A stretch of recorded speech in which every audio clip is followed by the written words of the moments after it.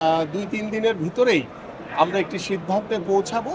যে কে হতে যাচ্ছেন বাংলাদেশের ভবিষ্যৎ কোচ, যার হাত ধরে বাংলাদেশের ফুটবল আমরা আশা করছি অনেক দূর এগিয়ে যাবে। সেই ধরনের একটি কর্মপরিকল্পনা প্রত্যাশা নিয়েই কিন্তু আমরা আসলে এগিয়ে যাচ্ছি। বিষয়টা সত্যিকার অর্থেই সেরকম অনেকটা, বাট আমরা ইতিমধ্যে বাফুফে প্রেসিডেন্টের সাথে এবং তাদের যে টিম রয়েছে তাদের সাথে কথা বলেছি এবং বেশ কয়েকদিন আগে কথা হয়েছে, পাশাপাশি গতকালকে রাতেও তার সাথে আমার কথা হয়েছে। সো আমরা যেহেতু একটি শর্ট লিস্ট হয়ে এসছে, আপনারা জানেন যে কোচদের তালিকায়, এবং আমাদের আগামী 2 বছরে আমাদের যে খেলাগুলো রয়েছে বাংলাদেশ জাতীয় ফুটবল টিমের সব কিছু বিচার বিশ্লেষণ করে আমরা আমাদের ভবিষ্যৎ ফুটবলটাকে, যেহেতু ফুটবলের যে ক্রেজ বা বর্তমানে ফুটবলকে কেন্দ্র করে বাংলাদেশের মানুষের যে একটা প্রত্যাশা রয়েছে, সেই প্রত্যাশাটা পূরণ করা হচ্ছে আমার কাছে সবচেয়ে বেশি জরুরি একটি বিষয়। এবং আমি মনে করি সেই প্রত্যাশা পূরণের জন্য আমি এবং আমার সরকার এবং পাশাপাশি আমাদের ফুটবল ফেডারেশন তারা সবাই বদ্ধপরিকর, এবং আমরা সার্বিক বিচার বিশ্লেষণ করে আমরা সার্বিকভাবে কোচদের সাথে যেভাবে বাফুফের সভাপতি বা আমাদের সংশ্লিষ্ট কর্মকর্তা যারা কথা বলেছেন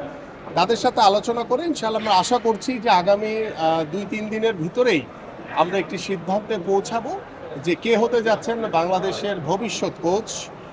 যার হাত ধরে বাংলাদেশের ফুটবল আমরা আশা করছি অনেক দূর এগিয়ে যাবে। সেই ধরনের একটি কর্মপরিকল্পনা প্রত্যাশা নিয়েই কিন্তু আমরা আসলে এগিয়ে যাচ্ছি। সো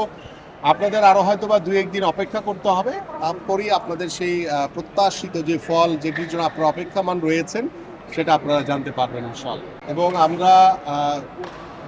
প্রায় 80 দিনের উপরে, প্রায় 90 ডেজের কাছাকাছি আমরা সরকার গঠন করেছি,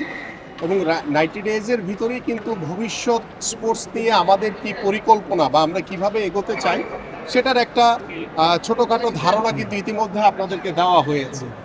আর স্পোর্টস এমন একটি জায়গা যে আমি রাতারাতি সব পরিবর্তন হয়ে যাবে, বা আমি যাদেরকে আপনারা আলোচনা করছেন যে অনেক ব্যয়বহুল কোচ বা তাকে এনে আমরা কতটুকু বেনিফিট পাবো বা আমাদের যে সীমাবদ্ধতা রয়েছে, সব কিছু মিলিয়ে আমার কাছে মনে হয় যে রাতারাতি কখনই কোনো কিছু পরিবর্তন করা সম্ভব না।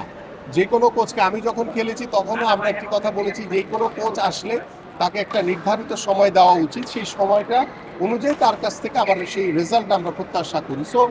আমাদের সামনের যিনি কোচ হবেন সেই কোচকেও আমরা সেই সময়টা দিতে হবে, কারণ সময় না দিলে আমরা কিন্তু সেই কাঙ্ক্ষিত ফলাফল আমরা আসলে পাবো না। সো দ্যাট আমার মনে হয় যে আমাদের যে সীমাবদ্ধতা রয়েছে সব কিছু মিলে আমরা আলোচনা করছি। সো আশা করি যে আর 2-1 দিন আপনাদের অপেক্ষা করতে হবে, আপনাদের সেই অপেক্ষামানের যে পালা সেটা আসলে